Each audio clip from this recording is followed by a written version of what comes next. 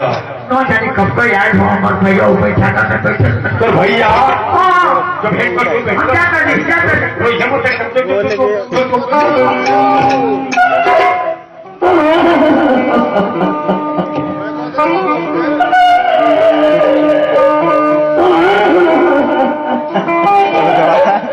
और भैया मिलाती माउसिया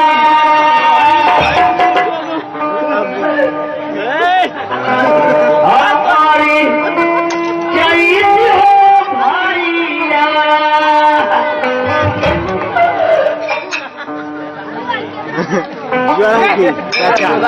भैया हमारी हाय अगिया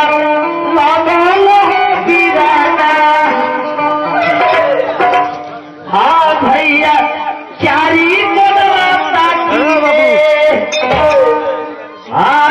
झरवा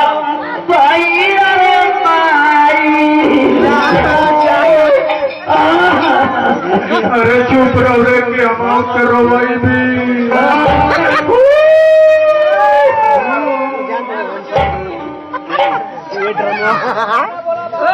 तो मेरा शिष्य कहीं का एक लाल है कौन का तरी अरे मोगरवा के मना लगे हे भगवान तो छोड़ो तू सुनो तो इसमें मोर ना मिले कोनो एक बात कहने हमारे लगी अंगुलियां निकिया दे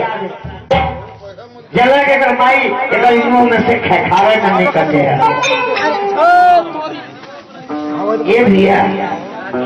चला जो उस पर थी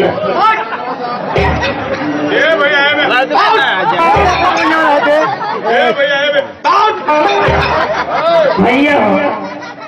कहीं हमसे चाहते थवा हो चलो हमारा बुझा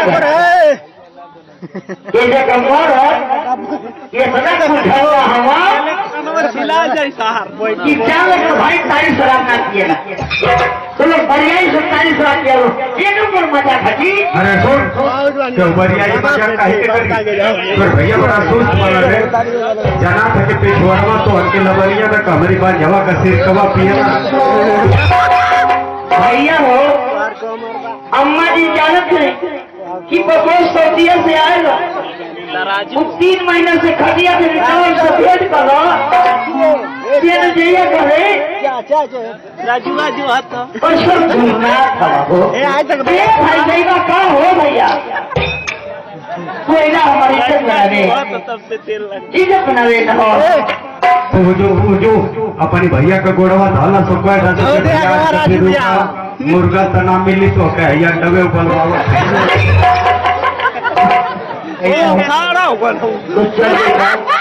जैसे कब मेहरारू इतना मन बढ़ गई कि 2 खटिया का मर्द 1 खटिया का मर्द मेहरारू 2 खटिया पकड़े वाली है बिहार बिहाना मान के हमके मुआ धरिया देख दे माई हमारे देख अमन जी गाँव का हीरो ठीक हमारे भाई ठीक बारी ये भैया माई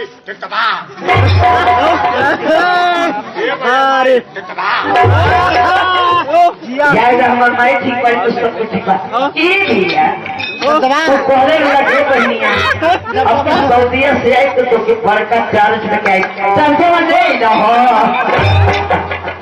और जगह ले जाए लेकिन इस समय सर्वर कर देगा अरे तोरी बहन का खाली खोखड़ी जाते हमन का सेवा काम कर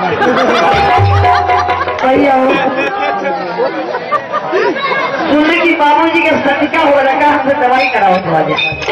बंगलौर से कहो तुम लोग रुपया पड़ रही हो बंगलौर में बाबूजी ठीक हुई है पीजीआई में ठीक हुई है दोनों का गलत प्रेमी है उनके पानी निर्माण करो आजा सीधे ले जाओ गाजीपुर पुरेसर इतना बढ़िया फेमस डॉक्टर हमें वो कलयुग में वो भगवान जन्म ले हमें अरे सुन अपने भैया के परेशान करा पौधा कट गई हो तो भैया के लोग आ जी पैदा सो के कोड़ेसर जाए भर के व्यवस्था होखे तो वही अस्पतालवा कई कंपाउंडर हो अपने बाबू के बोला था सो खाली 2 टाइम सुइया लगा दे सड़कवा घीच भैया हो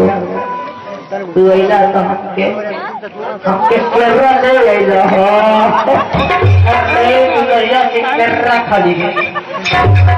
कई सर्वा भाई बहन का समाचार कौन था कि कर कहिया से केरा खाली रे अच्छा करे भैया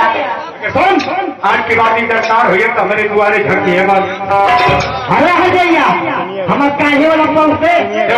जल्दी दे जल्दी दे ये तो नगर में भुला के नहीं देखो तू अभी के लिए बताना था कि आंगनबाड़ी में रह के पोलियो पियावत अरे तो लोग पोकने चलबो सके जे बर्फी बना के ही बस है